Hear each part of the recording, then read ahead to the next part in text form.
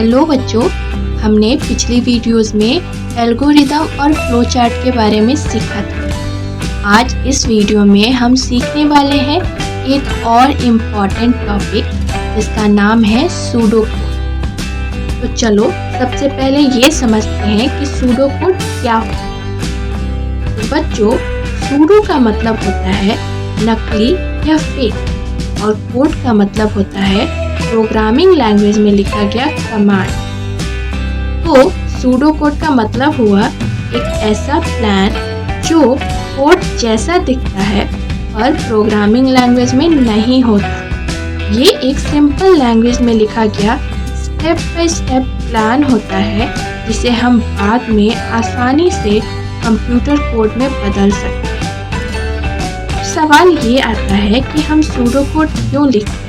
तो बच्चों, computer science में हम डायरेक्टली कोड लिखना स्टार्ट नहीं कर सकते। हम पहले प्रॉब्लम को समझते हैं, फिर सोचकर एक प्लान बनाते हैं और फिर उस प्लान को लिखते हैं सूडो कोड के फॉर्म में। इससे हमें कुछ बेनिफिट्स होते हैं, जैसे सूडो कोड लिखने से हमें सोचने का टाइम मिलता है। दूसरा, हमें लॉजिक समझ आ जाता है। तीसरा, कोड लिखना आसान हो जाता है।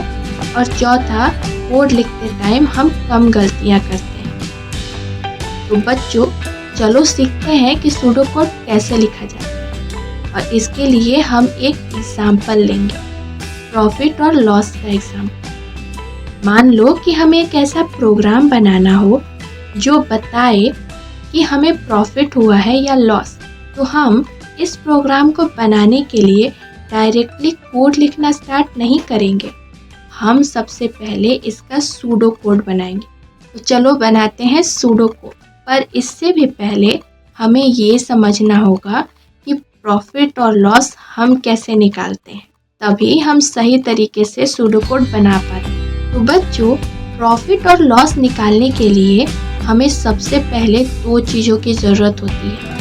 पहला कॉस्ट प्राइस और दूसरा सेलिंग प्राइस। मान लो कि रीता एक दिन मार्केट गई और उसने मार्केट से एक चॉकलेट 40 रुपीज़ में खरीद लिया। तो अब चॉकलेट का कॉस्ट प्राइस हो गया 40 रुपीज़ और रीता ने उसी चॉकलेट को 50 रुपीज़ में बेच दिया।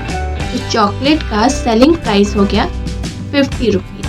तो बच्चों, जैसा कि आप देख सकते हैं कि यहाँ सेलिंग प्राइस कॉस्ट प्राइस से बड़ा है, यानी रीता ने कम पैसों में चॉकलेट को खरीदकर ज़्यादा पैसों में चॉकलेट को बेच दिया। इससे रीता को प्रॉफिट हुआ।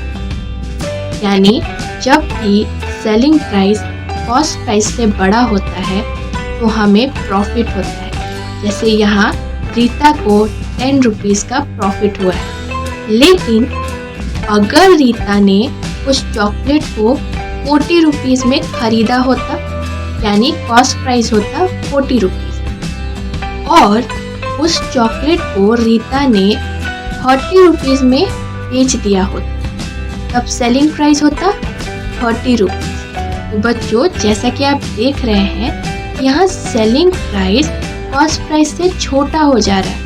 यानी रीता ने चॉकलेट को ज़्यादा रुपए में खरीदकर कम रुपए में बेच दिया। इससे रीता को लॉस हुआ। इसका मतलब हुआ कि जब भी सेलिंग प्राइस कॉस्ट प्राइस से छोटा होता है तब हमें लॉस होता है। जैसे यहाँ रीता को 10 रुपीज़ का लॉस हुआ है। लेकिन अगर रीता ने उस चॉकलेट को 40 रुपीज़ में खरीदा होता तो कॉस्ट प्राइस होता 40 रुपीज़ और उस चॉकलेट को रीता ने 40 रुपीज़ में ही बेच दिया होता तो सेलिंग प्राइस होता 40 रुपीज़। तो बच्चों, जैसा आप देख रहे हैं कि यहाँ सेलिंग प्राइस और कॉस्ट प्राइस दोनों बराबर है। यानी रीता ने चॉकलेट को 40 रुपीज़ में खरीद के 40 रुपीज़ में ही बेच दिया। इससे रीता को ना तो प्रॉफिट हुआ और ना ही लॉस। इसका मतलब ये हुआ कि जब सेलिंग प्राइस और कॉस्ट प्राइस दोनों बराबर होते हैं तब हमें ना तो लॉस होता है और ना ही प्रॉफिट। तो तो बच्चों चलो अब इसकी हेल्प से हम सूडो कोड लिखते हैं। तो बच्चों सबसे पहले किसी भी प्रोग्राम को यूज करने के लिए हमें उस प्रोग्राम को स्टार्ट करना पड़ता है, इसलिए सूडो कोड का पहला लाइन होता है स्टार्ट। अब दूसरे स्टेप में हमें कॉस्ट प्राइस और सेलिंग प्राइस की ज़रूरत होती है, तो दूसरा लाइन होगा इनपुट कॉस्ट प्राइस और तीसरा लाइन होगा इनपुट सेलिंग प्राइस। बच्चों इनपुट का मतलब होता है इंफॉर्मेशन लेना। इसमें कंप्यूटर यूजर को अपना कॉस्ट प्राइस और सेलिंग प्राइस एंटर करने को कहता है। और तीसरा स्टेप होता है डिसीजन। इसमें डिसीजन लेना होता है if selling price is greater than cost price, यानी जब सेलिंग प्राइस कॉस्ट प्राइस से बड़ा होता है तब हमें डिस्प्ले करना है प्रॉफिट। और जब else if selling price smaller than cost price, जब सेलिंग प्राइस कॉस्ट प्राइस से छोटा होगा तो display loss, else display no profit no loss. तो बच्चों इसका मतलब होता है कि अगर सेलिंग प्राइस कॉस्ट प्राइस से बड़ा हुआ तो हम आंसर करेंगे यानी डिस्प्ले करेंगे प्रॉफिट। एल्स इफ अगर सेलिंग प्राइस छोटा हुआ कॉस्ट प्राइस से तो हम डिस्प्ले करेंगे लॉस।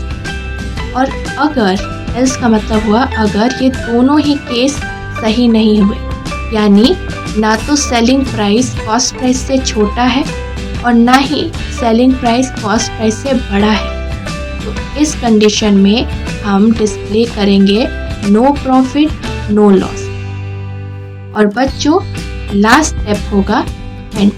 तो बच्चों हमने इस वीडियो में सीखा कि सूडो कोड क्या होता है और हम सूडो कोड क्यों बनाते हैं। तो चलिए आज के लिए इतना ही, मिलते हैं नेक्स्ट वीडियो में एक और भी मज़ेदार टॉपिक के साथ। लेकिन जाने से पहले आप मेरी वीडियो को लाइक और शेयर ज़रूर कर दीजिए और चैनल को सब्सक्राइब कर लीजिए।